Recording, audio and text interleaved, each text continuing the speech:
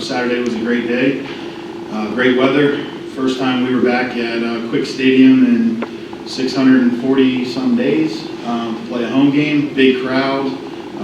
Kind of the same things that the other coaches spoke on. 2 freshman classes all coming out and having a fun time, and tailgating and doing all those things. So it was great to see our fans and alumni and everyone back, and we were happy that we could deliver a victory.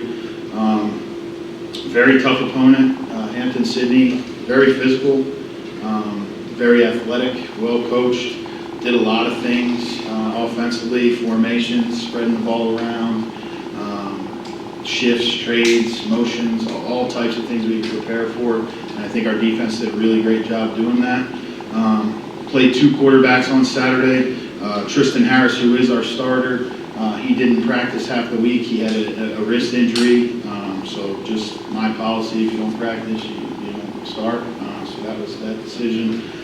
Sean Malarkey comes in and did a great job in picking up the slack, had 2 touchdown passes.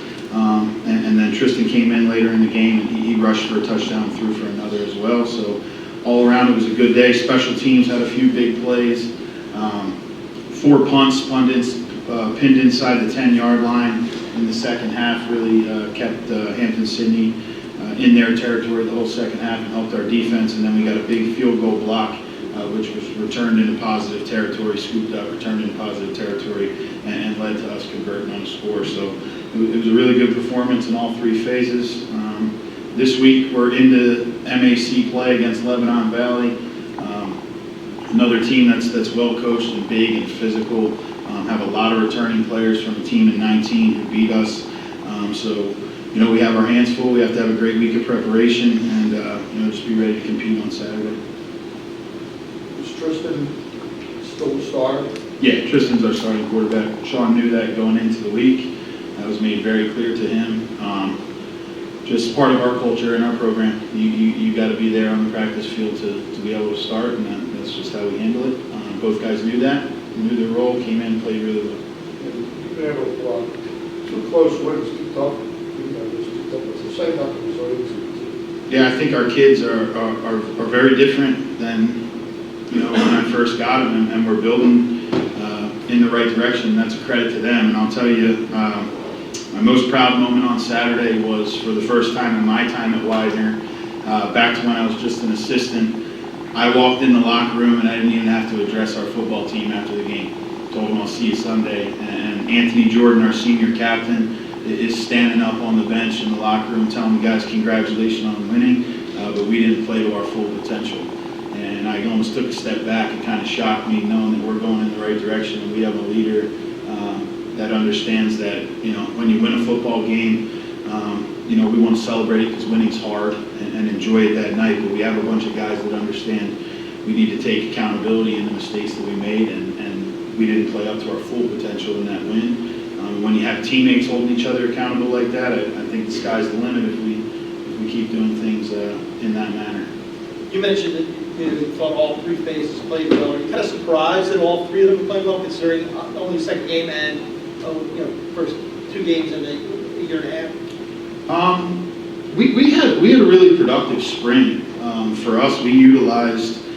We may not have been out on the field playing in games, practicing all the time, but the 140 days that the NCAA gave us, we used all 140. So we were preparing. I'm not shocked by the performance of all 3 phases. The guys give great effort. I know other coaches have mentioned it. I think COVID has helped probably everybody in the country, that the kids do understand. Like Coach said, they don't take it for granted.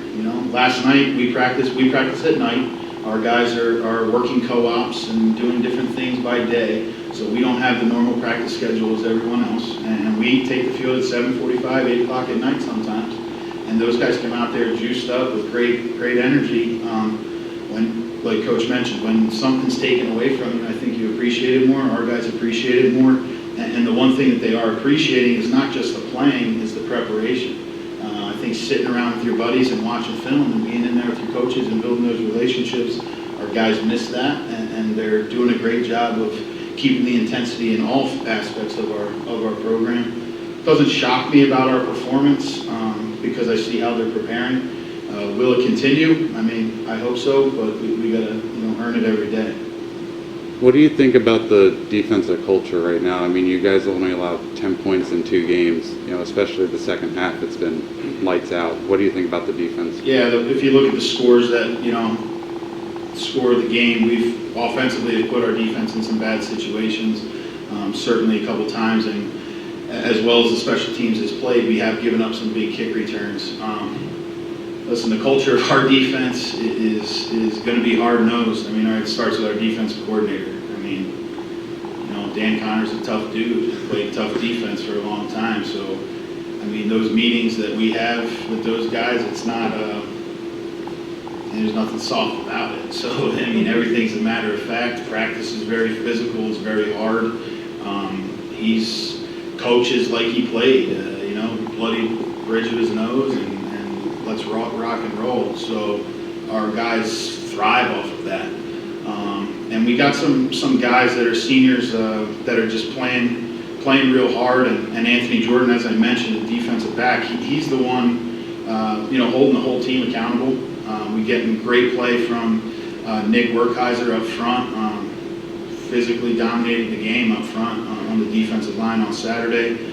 Keith Cheek, another senior who hadn't had much time in his career because he had some leg injuries, intercepts a ball.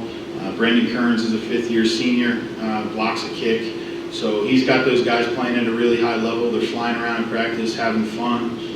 Mario Scotis, I think he had 3.5 sacks on Saturday. One was a strip sack. So I think it starts with the mentality in the meeting room, gets carried out onto the practice field, and that's how we play. I mean, Coach Connor, when I speak about that, he'll tell our guys, and we say the same thing all the time, we can't expect to play hard and practice soft, so we don't. We practice hard. Conference game coming up, obviously, it's a whole different level. What do you think about Lebanon Valley, and just what do you guys got to take into approach for the conference game? Yeah, I think this is where it matters. Obviously, these are the games that, decide who wins the conference, who gets to play in the NCAA playoffs, who gets to go to a bowl game, those type of things. Trying to take it one day at a time, 1 week at a time. Lebanon Valley is very physical, so this will be a real test again. I mean, I think the 2 opponents we played in non-conference have hardened us, sharpened us. They're very good football teams that are physical themselves. We know when we get into the MAC and you're playing the Lebanon Valleys of the world, the Delaware Valleys, the Lycomings, everybody across the board, it's going to be a tough matchup each week, so we're going to have to bring that same physicality to the game Saturday, protect the football, run the football, and, see what happens.